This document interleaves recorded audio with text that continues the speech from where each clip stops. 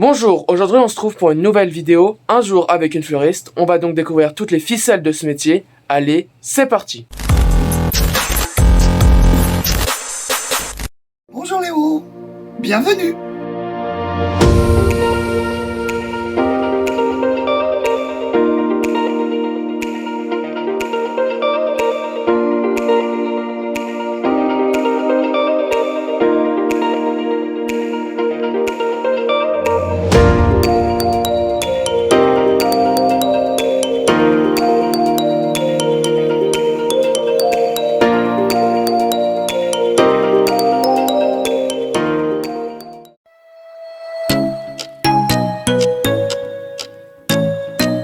Alors, nous allons à Ortipol et à Rungis pour faire les courses pour la fleuristerie. Tous les mardis, je vais à Rungis et tous les vendredis, je fais un réassort à Ortipol. Mais alors, comment Hortipol reçoit-il ses plantes et ses fleurs? Les marchands ont préparé leur stock, faisant venir des fleurs du monde entier. En France, 85% des fleurs coupées proviennent de l'étranger, et près de 9 fleurs étrangères sur 10 sont passées par les Pays-Bas. Au sein du royaume, la coopérative Flora Hollande abrite le plus gros marché aux fleurs du monde. Sur le site d'Alsmeer, un entrepôt de près d'1 million de mètres carrés voit passer chaque jour 19 millions de fleurs coupées. Elles viennent des Pays-Bas, mais aussi d'Éthiopie, de l'Équateur ou encore de Bretagne, et elles transitent toutes par ici. Juste au-dessus de l'entrepôt, 2000 acheteurs se répartissent les lots, et pas question de perdre du temps.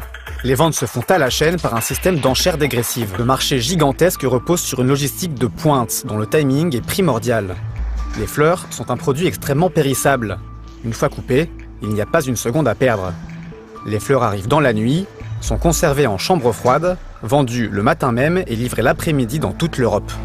Je privilégie surtout de travailler avec des horticulteurs locaux et entre autres mes plantes comme les chrysanthèmes ont été prises chez un horticulteur qui est juste à côté de chez nous. Mais on a énormément d'horticulteurs dans le coin. Voilà. On arrive avec les fournitures, systématiquement nous devons laver tous les vases et nous devons également mettre à l'eau les végétaux. Donc ce qu'on fait, c'est qu'on coupe, on enlève tous les feuillages, on coupe tout ce qui est feuilles parce qu'il ne faut absolument pas de feuilles dans l'eau pour éviter toute bactérie. Et puis après on met la mise en place dans la boutique pour prête à la vente. Donc toutes les tiges, même les roses, nous enlevons les épines. Alors on fait bien attention également d'enlever les épines sur les feuilles, parce que beaucoup ne savent pas, mais nous avons des épines sur les feuilles des roses. Nous coupons systématiquement toutes les tiges de toutes les fleurs en biseau pour pouvoir permettre une hydratation plus facile à la fleur quand elle va être dans son vase.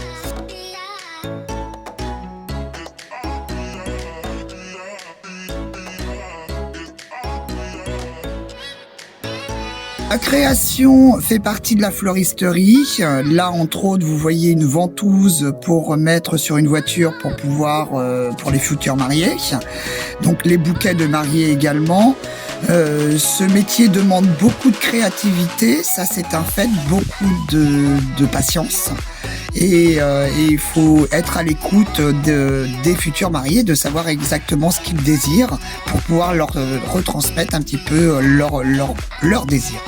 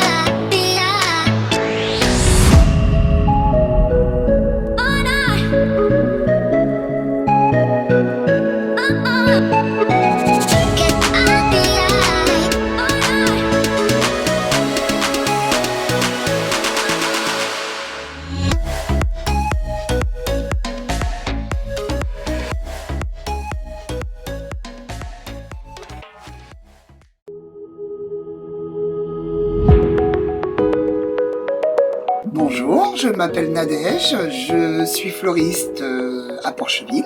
Alors pour être fleuriste, en fait, il n'y a pas nécessairement besoin de diplôme, mais moi je le conseille tout simplement parce que on doit apprendre les végétaux, savoir l'entretien des végétaux, expliquer aux clients ce qu'on vend, leur expliquer leur entretien, et puis savoir quand même faire un bouquet quand même digne de ce nom. Donc ça s'apprend avec en CAP, et par la suite un brevet professionnel ou voire après un brevet de maîtrise qu'on peut faire donc dans un CFA. Vous en avez un très très bien qui se trouve à Saint-Germain-en-Laye, et vous pouvez apprendre sans problème. Il n'y a pas de limite d'âge. Vous pouvez commencer à 14 ans pour un CAP, sortie 3e, et effectivement faire comme moi j'ai fait en reconversion, faire ce genre de choses. Après, par la suite, j'ai commencé à 46 ans. Voilà. Alors, à l'origine, je suis secrétaire médicale. J'ai fait des études donc d'un bac F8 qui n'existe plus maintenant, ça c'est sûr. J'ai fait 22 ans de carrière en tant que secrétaire médicale et les circonstances ont fait que j'ai voulu me reconvertir dans la fleuristerie puisque c'est un rêve de toute petite fille. Et donc, je suis partie à l'école pour refaire un CAP fleuriste après avoir eu un bac +2. Alors, à l'origine, je n'avais pas l'intention d'ouvrir une boutique. Je ne voulais faire que de l'événementiel. Et malheureusement, la Covid étant arrivée en 2019, il a bien fallu trouver une solution parce qu'un peu comme tout le monde, il faut manger. Donc, je me suis dit, pourquoi pas ouvrir une boutique et voir un petit peu comment ça fonctionne. Et en fait, je ne regrette absolument pas mon choix. J'ai ouvert au 1er septembre et là, aujourd'hui, je suis ravie de faire ce métier en boutique et j'adore le contact que je peux avoir avec la clientèle, qui sont certaines devenues des amis d'ailleurs. Alors, les qualités de ce métier, en fait, quand on regarde autour de nous, déjà, c'est très agréable de travailler avec le monde des végétaux. Le fait d'arriver en plein hiver et voir autant de couleurs, c'est exceptionnel. Les avantages, c'est effectivement de pouvoir avoir un contact avec la clientèle, leur expliquer, et ce que j'aime particulièrement au plus, c'est de voir pousser tout ce qui est végétaux et de voir ce que ça peut donner. Après, l'avantage aussi, c'est quand on est manuel, c'est de pouvoir effectivement travailler des bouquets en fonction de ce qu'on aime, de travailler des structures, d'essayer d'innover. Et c'est le monde de la mode. Il faut être absolument dans la mode, à savoir quelles sont les choses qui vont sortir, quelles sont les choses qui sont intéressantes. Alors tout n'est pas forcément très joli, ça je l'avoue, mais il faut être toujours à l'affût de la mode pour pouvoir donner quelque chose de nouveau à ce métier. Et puis quel bonheur d'être avec les végétaux. Ça, j'ai rien à dire là-dessus. Alors, les contraintes de ce métier, il n'y en a pas énormément quand on aime le métier. Bon, la seule chose, c'est effectivement, il faut savoir que c'est un métier qui est relativement physique, donc qui emporte quelquefois des charges lourdes, ne serait-ce que les seaux, tout ce qui est seaux, tout ce qui est plantes, tout ce qui est terreau, tout ce qui est vase rempli d'eau. Il faut donc avoir quand même un minimum de conditions physiques. On doit aussi avoir du temps. Ça, c'est très important parce que les fleurs, quand elles sont en boutique, elles sont pas arrivées comme ça dans leur vase. Donc, en fait, il faut savoir que nous partons relativement tôt chez les commerçants, enfin les grossistes, pour pouvoir choisir vos fleurs et vos plantes.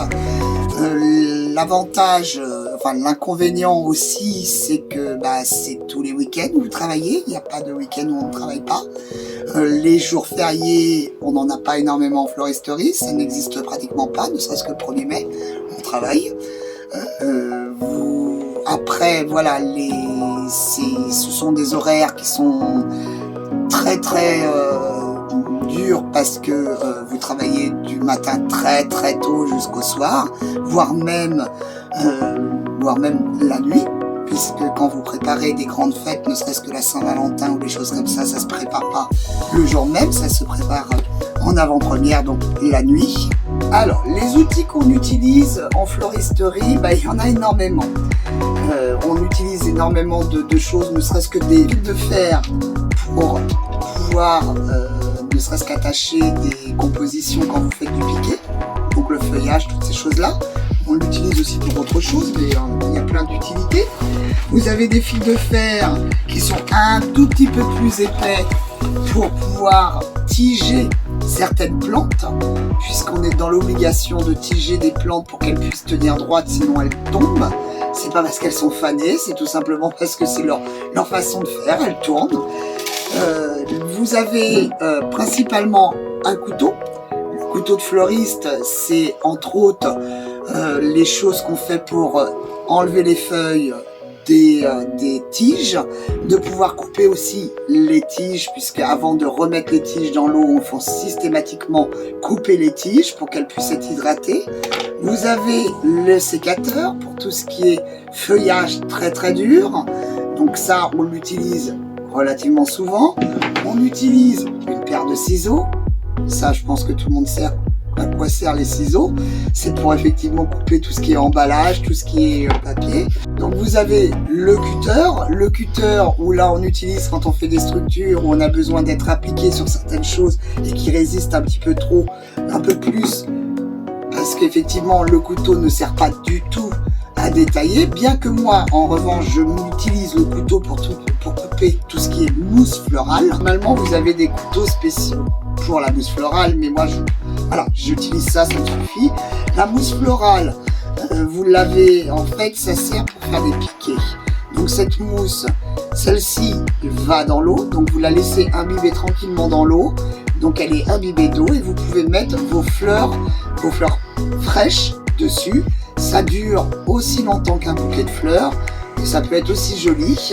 Vous l'avez dans différentes formes, là j'ai que 2 formes, mais vous avez d'autres formes. Vous avez aussi des formes qui sont un peu plus en forme de cœur pour la Saint-Valentin, ou tout ce qui est couronne mortuaire, donc les deuils, couronne, tout ça ce sont des choses où on se sert du piqué. Vous l'avez aussi en version sec, c'est-à-dire que vous pouvez faire du piqué avec des fleurs séchées. Moi je ne les fais pas, parce que c'est mon choix et parce que j'ai pas réellement beaucoup de place au niveau de la floristerie de ma boutique. En fait, vous avez surtout tout ce qui est décoration aussi, et là c'est pas de l'outillage. On se sert énormément de tout ce qui traîne, donc on aime la nature, donc quand on trouve des marrons dehors, on est content de les ramasser. Quand on trouve des pommes de pin, on les ramasse. On ramasse également tout ce qui est écorce de bois, pour se servir au niveau des décos, la preuve, là on s'en sert. On a un pistolet à colle aussi, un pistolet à colle, là je l'ai pas sur moi, mais pour effectivement tout ce qui est collage de tout ce qui est produit sec, je dis bien sec, puisque tout ce qui est collage de fleurs, c'est de la colle spéciale, de la colle pour de la colle végétaux. Donc c'est de la colle froide pour tout ce qui est produit tout ce qui est fleurs naturelles, tout ce qui est fleurs fraîches. On ne colle pas de la fleur fraîche avec un pistolet à colle chaude. On se sert beaucoup de fils d'aluminium pour tout ce qui est décoration.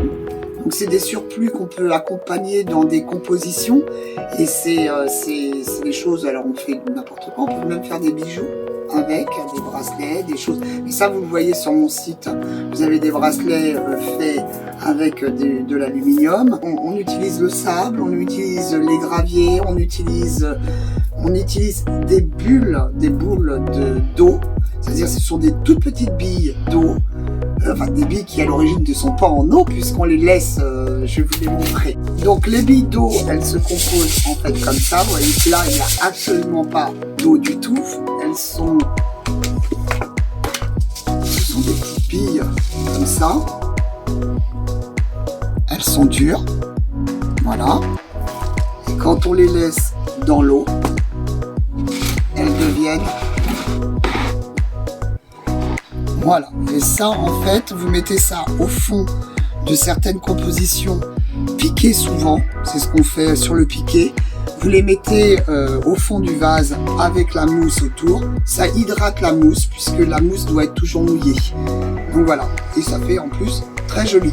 Moi je les prends dans ces coloris là transparents, mais vous les avez dans d'autres couleurs. Mais en fait nous avons aussi dans la floristerie des colorants qui ne nuisent pas aux végétaux, que vous pouvez incorporer donc aux petites billes, et ça vous fait un effet couleur sur le fond du vase, que vous pouvez mettre aussi ce colorant au fond de vos vases sans rien, c'est-à-dire sans billes, ça vous colore l'eau de votre vase. Donc si vous voulez un jour de l'eau rouge, parce que vous voulez un vase avec de l'eau rouge, vous avez du colorant qu'on trouve spécial végétaux. Alors, pas le colorant alimentaire, hein, je précise, hein. C'est vraiment le colorant des végétaux. Vous pouvez retrouver dès maintenant et en exclusivité sur le site de Actu Porcheville la fiche métier détaillée Comment devenir fleuriste, créée en collaboration avec Nadège. Retrouvez DSJ Floral sur ses réseaux sociaux ou sur son site internet.